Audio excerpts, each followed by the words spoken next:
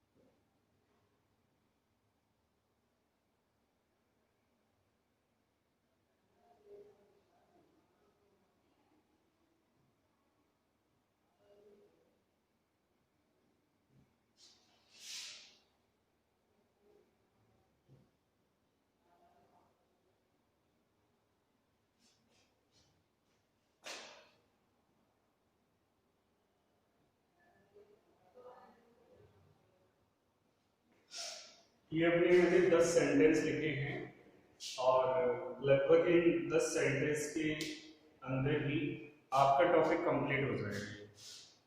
बस आपको सही तरीके से इसको समझना है और अंडरस्टैंडिंग करना है, और फिर मतलब इसके कुछ कुछ बातें मैं आपसे पूछूंगा जो आपको रिमेम्बर करनी है उनको, कि उसके क्या रूल्स होते थे और उसमें कौन सी वर्ब आती थी, वो सारी चीज़ें आपको बहुत ही अच्छा मतलब बहुत ही इंटरेस्टिंग टॉपिक होने वाला है ये, और काफ़ी आपको इंटरेस्ट आएगा इसमें, अंडरस्टैंडिंग करने में बहुत अच्छा लगेगा आपको। देखिए जैसे पहला सेंटेंस है, वॉट ब्लैंक यू ब्रैकेट में सी और यस्टरडे, लास्ट में दिया है यस्टरडे। अब यस्टरडे किसका एडवर्ब है?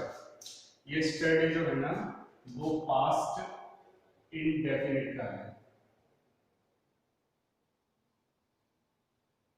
ओके, पास्ट इंडेफिनिट का क्या है अपना एडवर्ब है, यानी कि हमें इस एडवर्ब से we came to know about the sentence, हम ये जान गए कि ये सेंटेंस किससे बिलोंग करता है।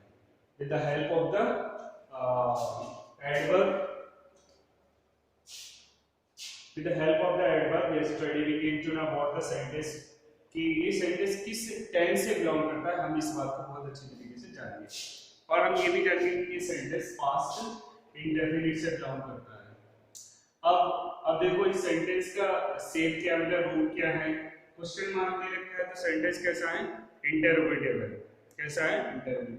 और जब बाकी इंटरोगेटिव होता है पास्ट इंडेफिनिट में, तो हम हेल्पिंग वर्ब डिड यूज करते हैं। हेल्पिंग वर्ब डिड आती है और मेन वर्ब की फर्स्ट फॉर्म आती है। अगर बाकी नेगेटिव या इंटरोगेटिव होता है और वो सेंटेंस पास्ट इंडेफिनिट से बिलोंग करता है, तो हम हेल्पिंग वर्ब डिड और मेन वर्ब की फर्स्ट फॉर्म का यूज करते हैं। तो अब ये क्या इंटरोगेटिव है, तो इसकी हेल्पिंग वर्ब क्या आती है? डिड। तो यहां पर तो आ जाएगा डिड, और मेन वर्ब की कौन सी फॉर्म आती है? First form. तो सी की फर्स्ट फॉर्म सी होगी। ये सेंटेंस कंप्लीट हो गया। What did you see yesterday? She blank not come to school last week. Last week, last month, last day, last year, ये सब किसके एडवर्ब है? ये पास्ट इंडेफिनिट का एडवर्ब है। अब बाकी कैसा है? नेगेटिव, तो मैंने अभी बताया था नेगेटिव और इंटरोगेटिव के साथ हेल्पिंग वर्ब डिड और मेन वर्ब की फर्स्ट फॉर्म आती है। हेल्पिंग वर्ब क्या आती है? डिड, और मेन वर्ब की फर्स्ट फॉर्म आती है। तो इसमें क्या आ जाएगा अपना? हेल्पिंग वर्ब आ जाएगी उसके केवल डिड, एंड बाकी का सेम, डिड नॉट। हो गया? कितने इजी है, बहुत ही। अगर आपको थोड़ा सा बस याद रखना है उनके रूल्स क्या होते हैं बस, बाकी की इसमें कोई प्रॉब्लम नहीं है। To complete the sentence, to fill in the blanks, we can complete it very easily, but we have to learn the rules and regulation of the sentence, of the tenses, what sentence belongs to, and what kind of the rules of this sentence. So you have to do it. I can't do it. I can do it, but you will have to do it in board exam. I can't do it in board exam, but I teach to you what the sentence, and I can solve your problem. If you ask me about your problem, then I can solve it. तो ये हो गए अपने दो sentence है ना। अब third sentence है, Mahesh blank gave a pen a day before yesterday। अब ये डे बिफोर yesterday इसका मतलब होता है परसों। परसों है ना। yesterday का मतलब होता है कल, और डे बिफोर yesterday का मतलब होता है परसों। अब ये परसों भी किसका एडवर्ब है? yesterday, डे बिफोर yesterday, ये भी पास्ट इंडेफिनिट का है। लेकिन वाक्य कैसा है? ना तो ये वाक्य नेगेटिव है और ना ही ये वाक्य इंटरोगेटिव है। जब वाक्य पॉजिटिव होता है पास्ट इंडेफिनिट में, तब हम केवल वर्ब की सेकंड फॉर्म का यूज करते हैं। अगर पॉजिटिव वाक्य होता है पास्ट इंडेफिनिट का तो हम वर्ब की सेकंड फॉर्म का यूज करते हैं, और यदि वाक्य नेगेटिव या इंटरोगेटिव होता है तब हम केवल वर्ब की फर्स्ट फॉर्म का यूज करते हैं और उसके साथ हेल्पिंग वर्ब जोड़ देते हैं डिड। लेकिन पॉजिटिव में हेल्पिंग वर्ब का यूज नहीं करते, ओनली वर्ब की सेकंड फॉर्म का यूज करते हैं। तो ये वाक्य पॉजिटिव है तो गिव की सेकंड फॉर्म हो जाएगी विद, तो इसमें आएगा वर्ब की सेकंड फॉर्म यानी कि गिव की सेकंड फॉर्म ये है। तो ये सेंटेंस जो कंप्लीट होगा वो इस तरीके से हो जाएगा, Mahesh gave a pen day before yesterday. Mahesh ने परसों एक पेन दिया था। तो ये हो गए पास्ट इंडेफिनिट के तीनों सेंटेंस, यानी कि हम फिर से मैं I would like to repeat about this sentence, about this tense, कि अगर वाक्य पॉजिटिव होगा तो इस टेंस में केवल वर्ब की सेकंड फॉर्म का प्रयोग करते हैं, और यदि वाक्य नेगेटिव या इंटरोगेटिव होता है तो इसमें वर्ब की फर्स्ट फॉर्म और हेल्पिंग वर्ब डिड आ जाती है। ये तो होता है पास्ट इंडेफिनिट। अब आता है she blank go to temple daily. Daily, daily किसका एडवर्ब है? जेली जो है ना वो प्रेजेंट इंडेफिनिट का एडवर्ब है, प्रेजेंट इंडेफिनिट।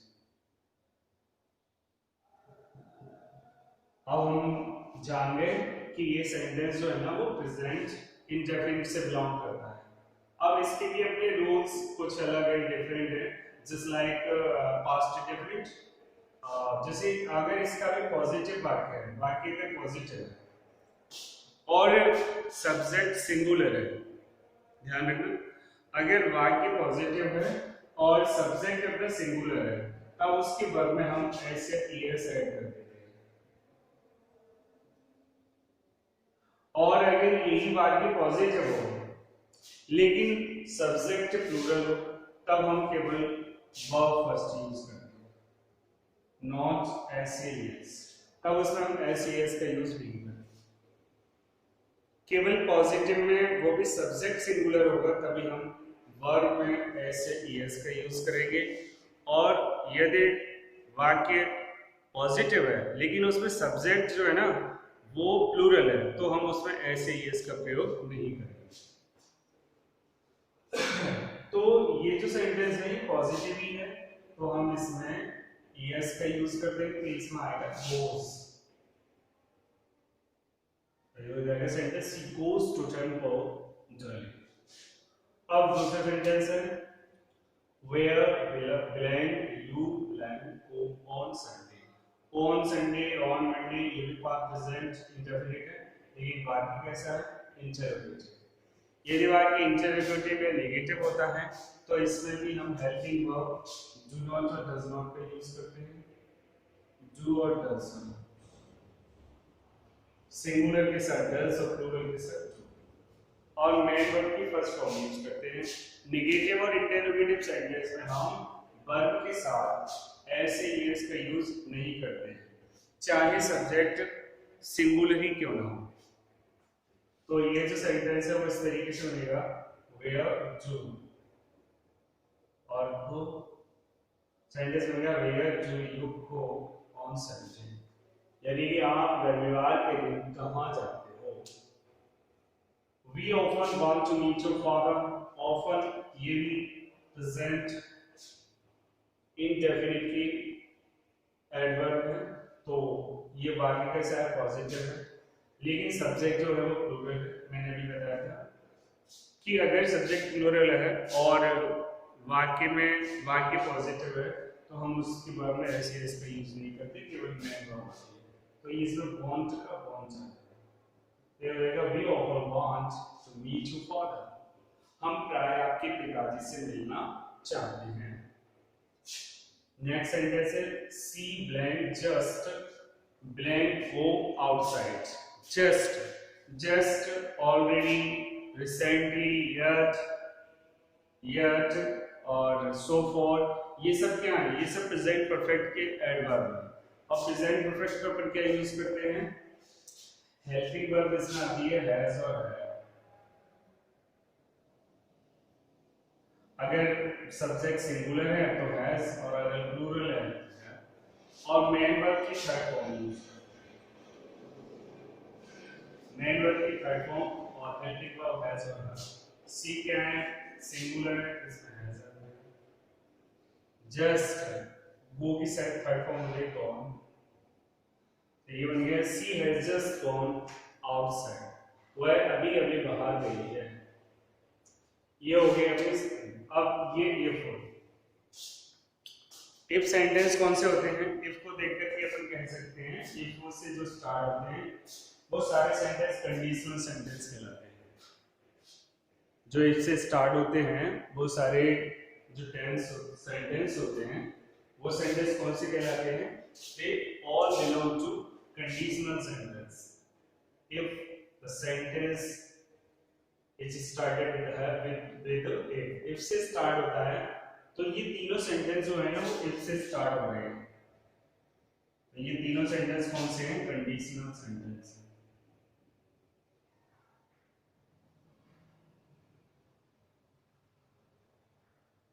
सेंटेंस ओके, जो if से स्टार्ट होते हैं वो कंडीशनल सेंटेंस कहलाते हैं। अब इनके अलग अलग रूल्स हैं। अगर सेंटेंस if से स्टार्ट हो रहा है तो कंडीशनल। अगर if से स्टार्ट है और पहला सेंटेंस प्रेजेंट में दे रखा है तो ये अपन को पता होना चाहिए कि प्रेजेंट के साथ हमेशा फ्यूचर इंडेफिनिट यूज किया जाता है। यानी कि अगर प्रेजेंट से स्टार्ट हो रहा है तो दूसरा जो सेंटेंस बनेगा वो फ्यूचर इंडेफिनिट बनेगा। या ऐसे कह लें कि जो फ्यूचर इंडेफिनिट से स्टार्ट हो रहा है तो दूसरा सेंटेंस है जो वो प्रेजेंट इंडेफिनिट में बनेगा। तो ये दे रखा है अपना फ्यूचर प्रेजेंट इंडेफिनिट, तो ये फ्यूचर इंडेफिनिट तो ये आ जाएगा बस।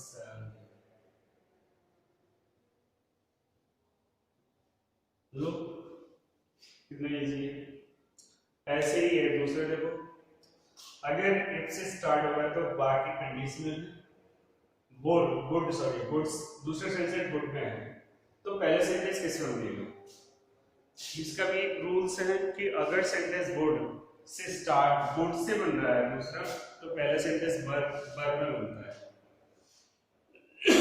और यदि पहला सेंटेंस वर्ब में है तो दूसरा गुड में बनेगा। तो इसके साथ आएगा आई वर्क अ बर्ड।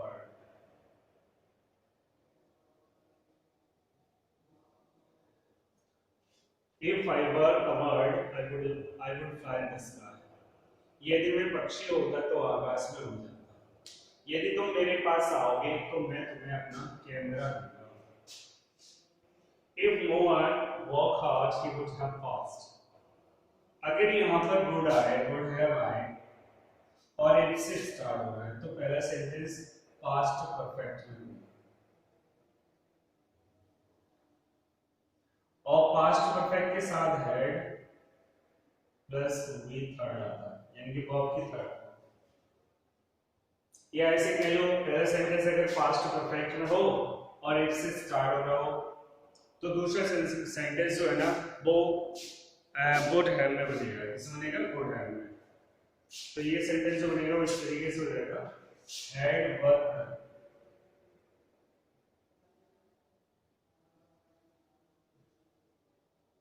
बाकी का वो है कि वुड हैव पास्ट। तो इस तरीके से हम सेंटेंस को बना सकते हैं।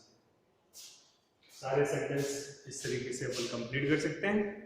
अब मैं कुछ आपको सेंटेंस दे रहा हूं, इसको रख करते हैं फिर।